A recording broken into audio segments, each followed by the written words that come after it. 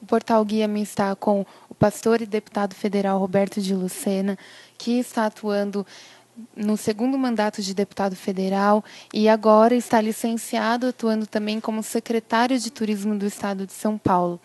Roberto de Lucena, primeiramente gostaríamos de agradecer pela oportunidade de estar aqui falando com você para a gente entender, né, como você encara esse momento tão crítico que estamos vivendo no Brasil. A corrupção é um tema falado nos jornais, nas rodas de conversa, na internet. É um tema que preocupa cada um de nós, né? Então a gente gostaria de saber se, na sua visão, a corrupção é um mal presente em todas as áreas de atuação? Olha, primeiro é uma satisfação muito grande estar recebendo aqui o Guia-me, estar conversando com você e estar tendo a oportunidade de conversar, de esclarecer aqueles que nos acompanham, que acompanham o nosso trabalho, o nosso mandato, a respeito das nossas posições diante de temas tão importantes. E o tema que você traz nesta nossa conversa, a corrupção, é fundamental. A corrupção é o inimigo número 1 do Brasil. Eu passei os 4 anos do meu primeiro mandato ocupando a tribuna da Câmara dos Deputados, chamando atenção para a necessidade de nós enfrentarmos com foco, enfrentarmos com rigor a questão da corrupção no Brasil. Fui dirigente da Frente Parlamentar de Combate à Corrupção. Há importantes propostas legislativas de minha autoria com o objetivo de endurecer a lei, oferecendo mais condições para que os nossos juízes, para que os promotores de justiça tenham instrumentos para enfrentarem este mal que tomou conta do país.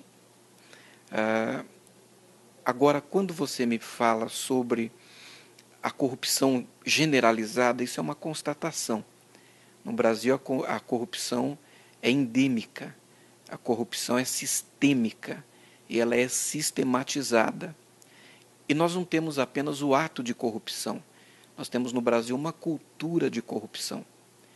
Porque a corrupção ela não acontece apenas na administração direta, ela não acontece apenas nos órgãos de Estado.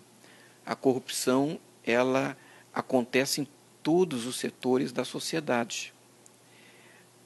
Não é diferente o que está por trás daquela atitude da pessoa que faz um gato na sua casa para não pagar conta de luz, por exemplo, conta de água. A pessoa que dá um jeito de não pagar a conta do seu canal, que seria o canal por assinatura.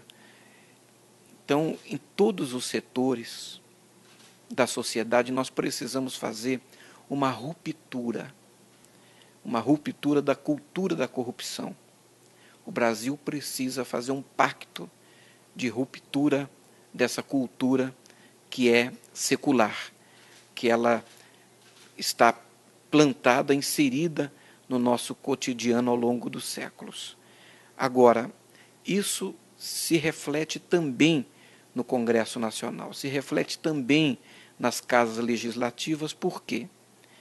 O Congresso, ele nunca é uma casa de representantes. Os representantes nunca serão melhores do que os representados, mas eles têm obrigações a mais. O Senhor Jesus, ele disse: a quem muito é dado, muito será cobrado. Então, apesar deste representante ter sido retirado do tecido social que ele representa e colocado nessa casa legislativa, ele tem sobre ele um peso maior, uma responsabilidade maior, inclusive a responsabilidade de ser uma referência, um valor de referência, um exemplo para a sociedade brasileira. Por isso, nós identificamos essa cultura da corrupção estabelecida, enraigada no nosso país em múltiplas formas, mas eu tenho muita esperança. Eu tenho muita esperança quando eu vejo que aqueles que nos antecederam e pagaram o preço para que nós tivéssemos uma legislação como a que temos hoje, e instrumentos como que temos hoje, de transparência, que possibilitem aos tribunais de conta acompanharem de perto os movimentos, aquilo que é feito através da máquina pública, as ações da máquina pública, e ao mesmo tempo a independência das instituições como Polícia Federal, como Ministério Público, como Judiciário. E nós temos como consequência disso a constatação, a percepção na sociedade de que a impunidade no Brasil acabou. Então isso eu vejo com muito otimismo. O Brasil vivia um momento de intensa crise política, econômica e também moral. Você acredita que todo esse processo de impeachment da presidenta Dilma também é um fator que pode contribuir para que isso seja ainda mais intensificado? Olha, sem dúvida nenhuma, esse processo de impeachment, ele é um processo paralisante.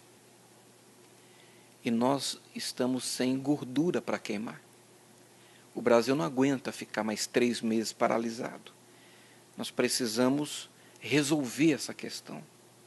Nós precisamos acelerar esse processo para que o quanto antes a posição seja definida, seja claro, e o Brasil possa retomar sua caminhada.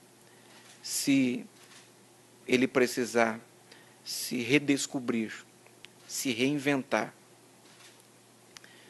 tendo a presidente Dilma como líder do processo no Palácio do Planalto, que seja esse o nosso caminho. Se não for, se um processo de impeachment realmente for avançando e for concluído com uma outra direção para o país, que seja esse o nosso caminho. Mas nós, o que não suportamos, o que o Brasil não suporta mais, é esse processo de paralisia que tem sido imposto por esse processo de impeachment. A presidente Dilma foi a governante que teve o maior índice de desaprovação na história. Você acredita que, se o resultado desse processo realmente for que ela seja retirada do atual cargo dela, você acha que o efeito disso pode ser positivo para o governo ou pode tornar uma crise ainda maior? Veja, nós estamos no mês de dezembro de 2015. Nós estamos, portanto, há pouco mais de um ano, um ano e um mês, das eleições que consagraram a presidente Dilma como presidente eleita do Brasil.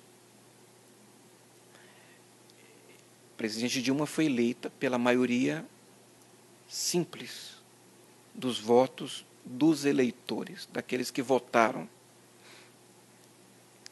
Naturalmente, ao longo do ano, com a colheita que o Brasil como um todo tem tido que fazer, das semeaduras que nós fizemos, e algumas dessas semeaduras foram muito acertadas, e outras foram semeaduras inadequadas, inapropriadas.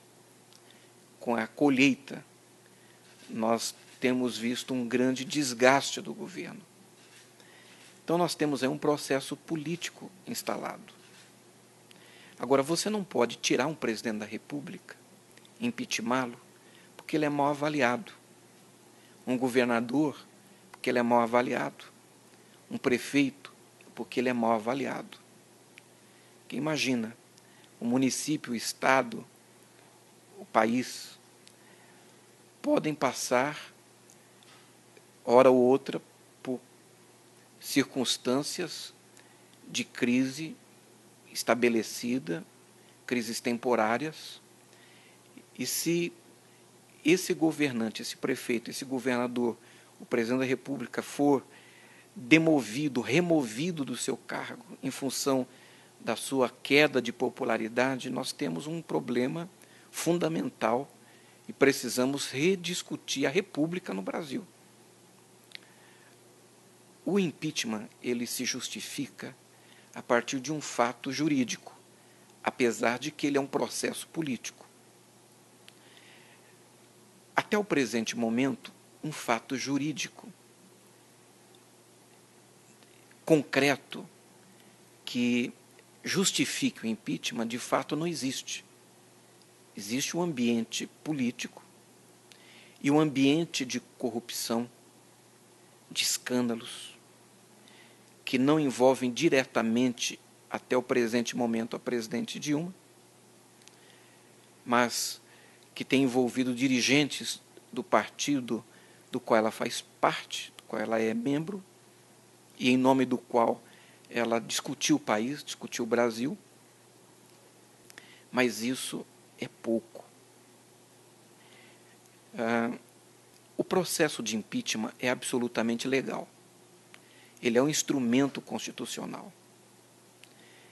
Ele em si é um instrumento democrático. E aquelas pessoas envolvidas nesse processo, sobretudo o Congresso que deve discuti-lo, devem ser pessoas muito lúcidas, muito responsáveis. Porque o impeachment, ele é uma cirurgia muito agressiva. Uma cirurgia agressiva se justifica quando você tem uma causa concreta. Então a pessoa vai fazer uma cirurgia porque tem que retirar um tumor. É uma causa concreta. Porque depois da cirurgia ele vai ter sequelas. E não são só cicatrizes. Aquele corpo nunca mais será o mesmo depois daquela cirurgia. Se aberto em cirurgia este corpo, esta pessoa, se constatar que não havia aquele tumor, o preço que se vai pagar, as sequelas que existirão, não justificam o trauma que teve que ocorrer. Agora, se abrir esse corpo e tiver um tumor, depois vai ficar sequelas, mas as sequelas são justificadas pelo benefício que você fez para a salvação do corpo. Você salvou o paciente. Teve sequelas, teve um preço, mas você salvou. A vida é maior do que a sequela. Agora, quando eu olho para todo esse processo, eu olho para o Brasil. Porque o Brasil está acima dos partidos de direita e de esquerda, de ideologias partidárias. O Brasil está acima de preferências pessoais, ele deve estar acima das motivações pessoais. Quando eu falo de Brasil, estou falando da minha neta, a senhorita Lívia, que vai ganhar uma irmãzinha em fevereiro, a Lorena, que vai crescer, que vão crescer nesse país e que nós temos obrigação de preparar o Brasil para estar melhor para recebê-las. É por isso que nós temos que ter muita responsabilidade, muita consciência e muita lucidez.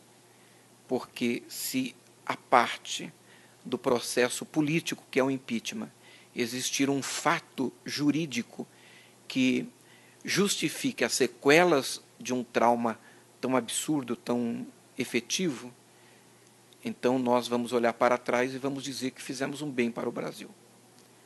Se não for isso, nós vamos levar a pecha de termos sido irresponsáveis e inconsequentes no momento decisivo da história. Eu não sou procurador da presidente Dilma, não sou advogado da presidente Dilma, eu não defendo a presidenta Dilma. Se ela for acusada com provas substanciais que nos convençam, ela deve passar pelo processo de impeachment, e não apenas a presidente Dilma, o presidente da República, porque ninguém nesse país deve estar fora do alcance da justiça, fora do alcance da lei. No entanto, eu defendo a legalidade, eu defendo a Constituição. Eu fui eleito, eu fiz um juramento antes de tomar posse como deputado federal de defender a Constituição brasileira. Então, o que eu entendo é que nós devemos ter prudência, ter responsabilidade. A baixa popularidade não justifica o impeachment. Agora, havendo fatos concretos, naturalmente eles serão analisados nesse processo que é político e analisados se esses fatos concretos, jurídicos, eles se confirmarem, eles convencerem a justiça e a sociedade, então que o processo nos dê um novo caminho para o Brasil. O que eu entendo é que nós temos que sair desse processo de paralisia. Essa crise, que não acontece somente no Brasil, mas em todo o mundo, afeta diversas pessoas, famílias que perdem seus empregos, que têm um rompimento grande na área financeira, que estão passando por crises emocionais, de estrutura familiar. Você, que é um líder, que carrega uma mensagem, não só em São Paulo, mas em todo o Brasil, o que tem a dizer a pessoas que estão passando por momentos como esse? Veja, esse ano, no Brasil, nós estamos fechando com quase 2 milhões de desempregados. Há 2 anos atrás, o mais pessimista dos brasileiros não acreditaria se alguém, um vidente, contasse a ele como nós estaríamos exatamente no dia de hoje. A perspectiva é de que 5 milhões de pessoas, 4 a 5 milhões de pessoas, percam seu emprego no país no próximo ano. Nós teremos entre 5 e 6 milhões de brasileiros desempregados. Esse é o lado mais feio, mais horrível dessa crise. Porque aquele que tem o seu emprego, com dificuldade ou não, ele luta, ele tem o seu salário, ele volta para casa com a tranquilidade de que levará o pão de cada dia para a sua família. Mas nós entramos numa recessão técnica, com uma inflação que já supera os 2 dígitos, e estamos num crescimento importante dos índices de desemprego no país. No entanto, eu estou esperançoso. O Brasil é muito maior do que essa crise. Nós temos força, nós temos instituições sólidas, nós temos todas as condições de ultrapassarmos essas barreiras. E existem pessoas com muito dinheiro, investidores, empreendedores, porque quem estava antes da chegada desse pico, desse momento mais dramático da crise, com recursos, com caixa, ele está bem nesse momento. Mas por que essas pessoas não investem? Por que a economia não gira? Por que ela se desaquece? Aí não é a crise econômica, aí é a crise de credibilidade. É a dificuldade que esse investidor, esse empreendedor tem de confiar, de acreditar no Brasil. Todas as semanas nós temos a informação de que uma agência de avaliação está rebaixando a nota do Brasil. No entanto, nós vamos superar. Nós estamos numa travessia. E aquilo que hoje parece a nossa vergonha, os escândalos que têm eclodido em todas as partes, em todas as frentes, na verdade, é a nossa salvação. Porque uma mulher, quando vai arrumar sua casa, o seu apartamento, antes de arrumar, ela desarruma. O homem chega em casa, ele encontra a casa de perna para o ar, ele não entende nada. Para ele, a casa está bagunçada. Para a mulher, não. Ela está arrumando. Ela consegue olhar para aquelas coisas fora do lugar e enxergar tudo no seu devido lugar. Que capacidade extraordinária a mulher tem de organizar e de ordenar as coisas. Assim também é o Brasil. antes das coisas entrarem no seu devido lugar, muitas vezes elas saem do lugar. Antes de se arrumar, muitas vezes se desarruma. Antes de consertar, muitas vezes se tem o desacerto, para depois haver o conserto. Então, eu sou muito otimista, e além do meu otimismo, eu sou movido pela fé. Eu acredito que nós vamos legar para as gerações que estão vindo um Brasil muito melhor do que o Brasil que nós estamos vivendo hoje. Agora, vamos pagar o preço, vamos passar pela transição, cada um de nós vai fazer a sua parte, e nós precisamos todos de um grande pacto de união pelo Brasil, onde as pessoas possam dar as mãos por cima dos muros partidários. Porque esse não é o momento de ninguém pensar em aventura. Não tem uma pessoa que se salve se esse barco afunda.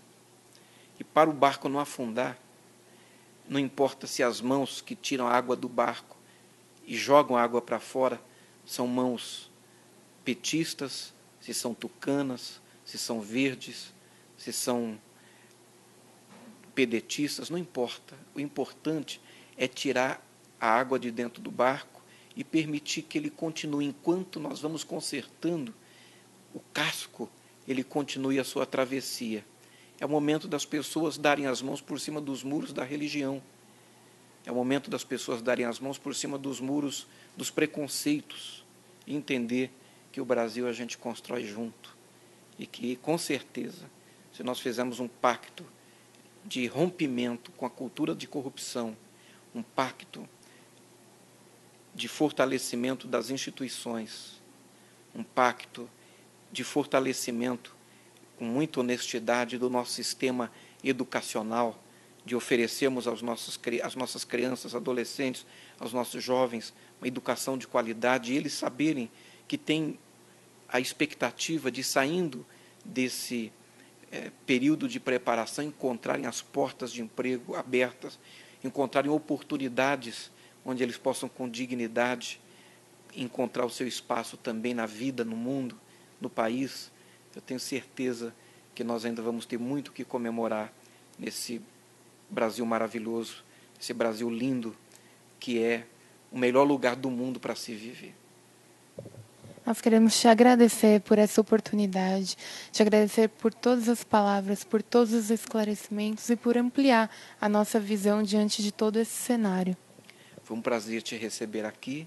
Muito obrigado pela oportunidade de novo de falar através do GIME com tanta gente, com tantas pessoas que amam o Brasil e que querem ver o Brasil melhor, o Brasil mais justo, o Brasil mais fraterno e o Brasil que ofereça às crianças, aos jovens, aos adolescentes, aos idosos, que ofereça a esperança de dias melhores.